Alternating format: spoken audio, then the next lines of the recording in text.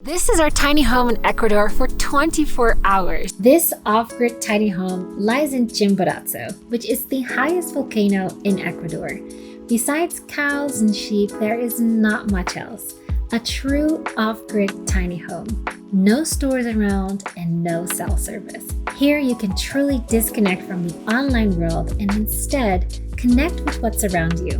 But that's also why we need to do some preparations before we stay there. But that is also why we need to get groceries, because it's so in the middle of nowhere. There's no stores around, it's not really a road, there's no cell service, so I need to get life supplies.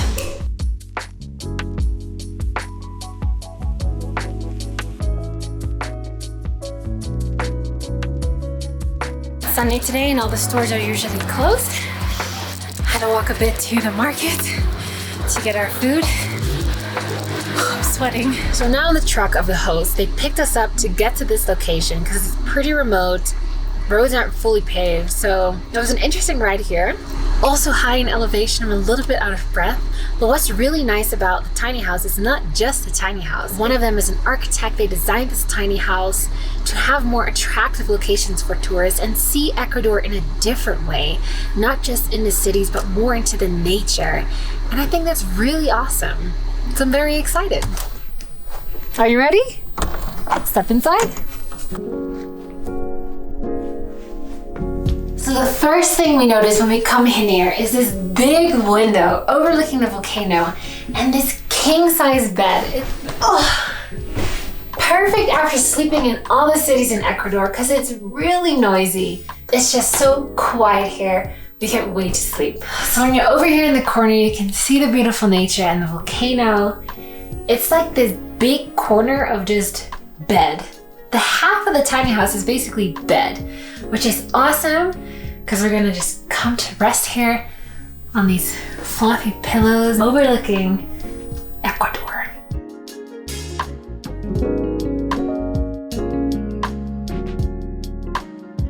And then over here you have a small corner where you can sit again, large windows from floor to ceiling, looking out over the beautiful landscapes. They've also been very attentive to detail. Let me show you. Because you have little spotlights in the ceiling, above the bed, here, the kitchen, and in the bathroom. The lighting is beautiful in this tiny house. You can see that everything has been streamlined, thought of, kind of tucked away to reduce clutter because it is a really tiny space. And then we actually are immediately in the kitchen. So we have a small sink with running water. That's what the water tank sounds like. They actually get the water from the creek behind us, which is the mountain water here. We have drawers with all of our cutlery. Above here, lots of storage space. And here is where they keep their solar power panel systems. I don't know what that's called, but this entire tiny house functions on solar power. They have a water tank for the shower and the sink. It's extremely self-sufficient, but that means no Wi-Fi, no servers, but who cares? You have a small cooking space, 2 pits, which is gas. So most houses in Ecuador function on gas. So they have small matches here and we can cook. And then here you have a small area underneath the kitchen where they keep their cleaning supplies, but that's also where we stored our suitcase because you kind of have to be creative storing your stuff in a tiny house. But then they also have a cooler where we can keep our stuff cool because we have to cook here ourselves, no stores around. You also have to be careful walking in a tiny house. Yeah. A small closet with extra thick blankets, a sleeping bag because it gets really cold here. But for that, they actually have a heating system which functions on this small little remote. You turn it on and the whole tiny house will be heated.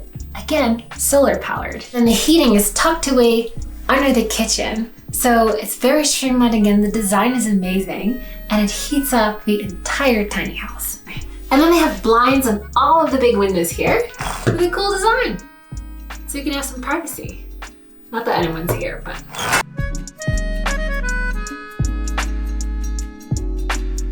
And then on the back of the tiny house is the bathroom. Let's check it out. It's pretty small. It's the final section of this tiny house, but big enough for one person. So I start with the composting toilet. We've never used one before, but it's pretty easy.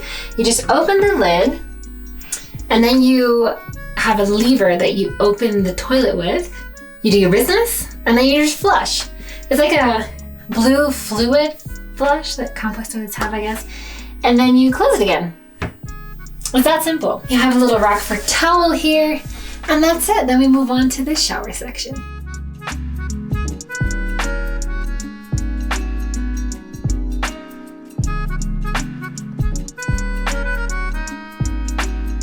It's actually pretty big. They have a shampoo and a shower gel section. And so this is the shower head. The best thing is to shower during the day because that's when the water tank is hot, and during the night, not so much. So you use it by pressing the button, water comes out, while you're overlooking Chimborazo.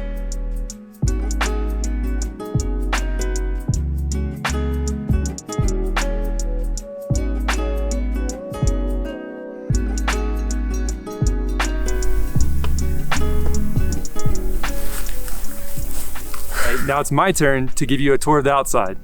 Well, honey, you can't start it without some coffee. Thank you, baby. All right, so let's first start talking about where we're at. So we're about 3,800 feet up on the volcano of Chimborazo. So if you go about 200 more feet up, you're gonna be at the actual national park.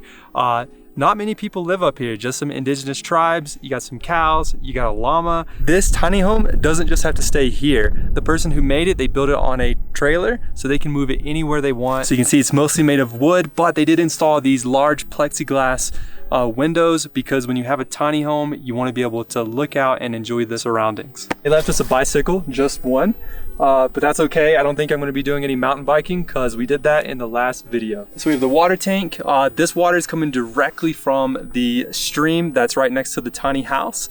And behind that, you're going to have your gas tank. Almost every stove that we've seen here in Ecuador uses gas. And that's a tour of the tiny house. We've been staying in Ecuadorian cities for the last couple of weeks. And while they're nice, they are loud. And what makes this place so special is how peaceful it is. You only hear the stream, the wind, the occasional cow, and you have views of that volcano, which we can't see yet, but we will. And so now I'm just going to make lunch/dinner because it's cold and we want something hot. While Denny's looking at alpacas, I'm going to cook for the first time in a tiny home.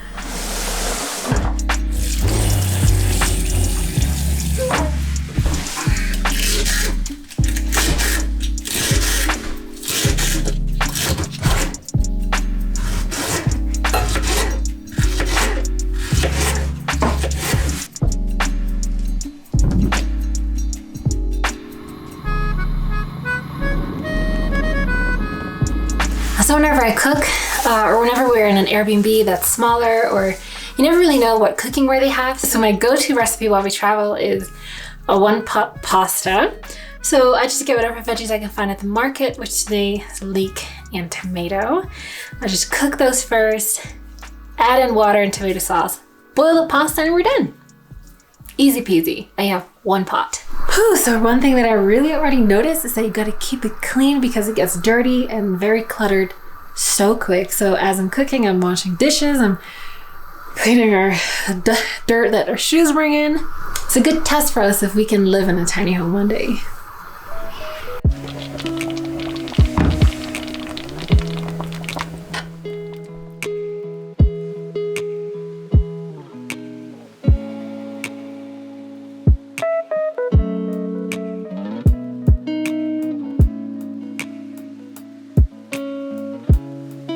So what are we gonna do now? We're gonna relax. That's what you do when you come to the middle of nowhere. No service?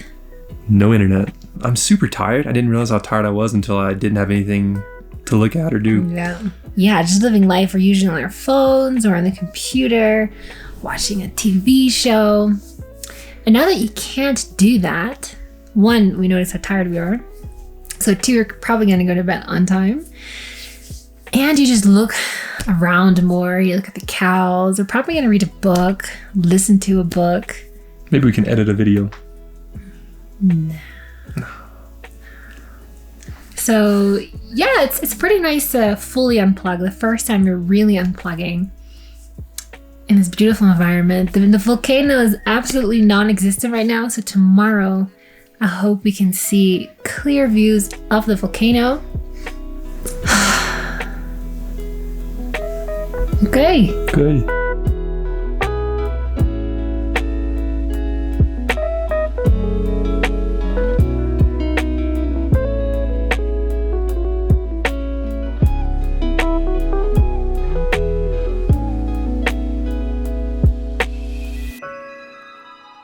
So we are seeing deer outside of our massive window.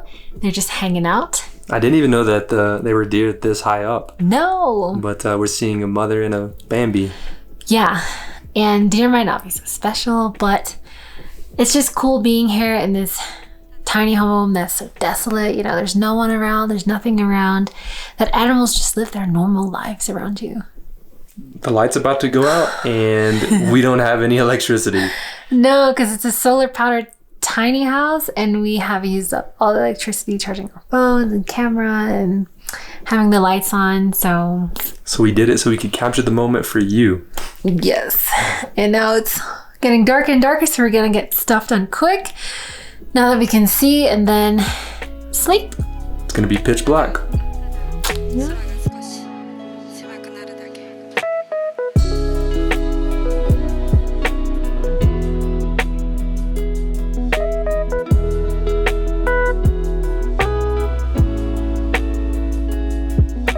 So we just woke up and we have complete view of the volcano. All of our camera gear is dead because it's so cold. We're trying really hard to make a drone footage of it, but we woke up and everything's just dead.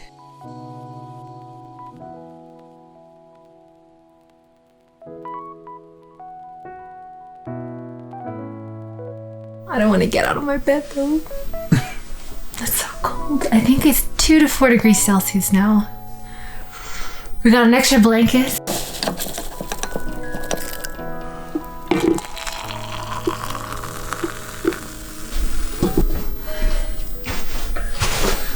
Oh, thank you, baby. We're having a little coffee date this morning. Next to the largest volcano in Ecuador. Apparently, Ecuadorians keep telling us this is the volcano that is closest to the sun, even closer than Mount Everest. We're drinking instant coffee in plastic cups, but that really doesn't matter right now. Tastes perfect in this Yes. 0-degree weather.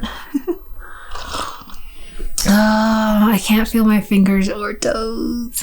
You can see the fog is coming up. The fog's coming up now. I mean, yesterday we didn't see it at all. And then we would, and it's been an hour like this. It's been just clear. Oh, it's really nice.